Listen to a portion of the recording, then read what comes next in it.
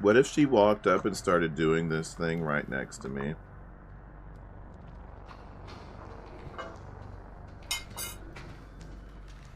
I checked the fuse box too, just in case. Actually, you know what I can do?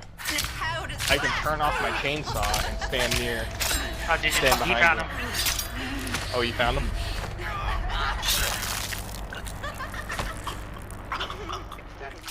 So it's been about 2 weeks, and if you guys have noticed, I have not made any Texas Chainsaw videos really within this 2 weeks. These games go through a phase where people learn the meta, and it takes about a couple of weeks for the real meta to kind of come out of the game and people play faster and the strats are basically known. You know, you see the phase of beginner to quickly to intermediate and professional type players. It's just the phase of asymmetrical horror games that everybody goes through. Now, everything that I'm saying here is something that Slash and Cast has probably mentioned as well, because I do agree with their review.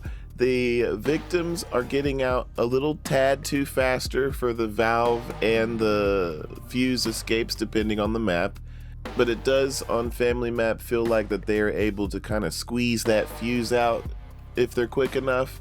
And on the Slaughterhouse, the valve seems to be the major objective that everybody just seems to go for every single time.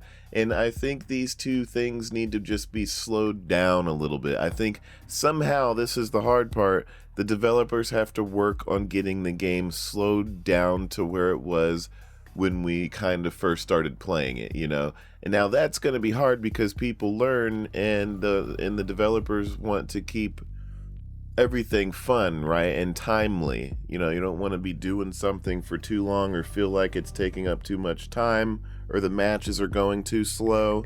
You know, it's something, if they slow down the victims, they're going to have to slow down the family as well. You can't just do one and not the other with these types of games. So the game is fun. It's still fun to play even after just burning on it for a couple of weeks. And the game has some staying power.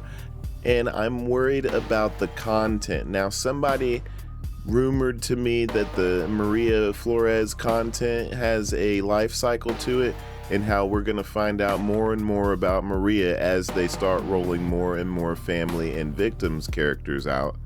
And those will be kind of like the story lead up all the way to Maria Flores, and that Maria Flores is somehow the end of the whole shebang before they move on to their next project. That's the rumor I'm hearing.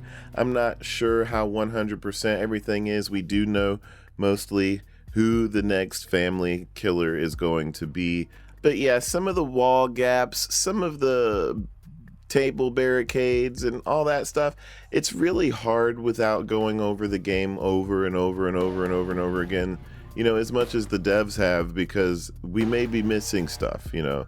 I don't like using Johnny because he feels like he's missing something, you know, but maybe I'm just not using him correctly, but it does feel like he does not have as much defense power as the other family members.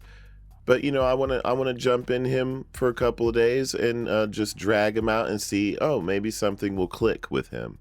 But as far as it goes, yes, the matches, in terms of just playing the game, especially with beginners coming in, it's going to feel way too overwhelming for a newbie coming in. People coming in fresh, new to this game, they're going to be chased right away from it, I feel like, with the way the game is balanced right now, and that's not good.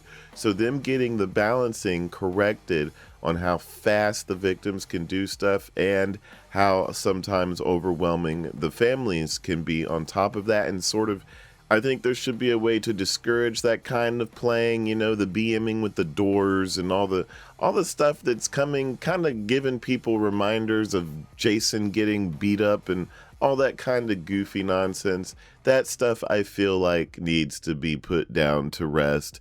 But yeah, I think the victims getting above ground into the surface before the family members can even pop a fart correctly is just it's a little too much. So that's pretty much where my opinion stands. I still really like the game. I'm going to do more videos talking about the individual characters soon. I'm grinding out several of them right now. I don't know what my thoughts. I really love Sissy. Sissy might be a little bit OP, but At the same time, I've gotten away from her, so I'm not sure what to think with Sissy yet. It's one of those, these are one of those games where you just kind of have to sit on it and play with some of the perks and play with a few builds to kind of see what starts to come up from the characters, how meta they can be, how powerful they can be, how weak they are, and all that good stuff. Just takes a lot of playtime. Hope you guys have been having fun. I will see you. I've been getting kind of into Starfield, testing it out, seeing what it's like as well. I'll see you guys on the other side. Have a good one.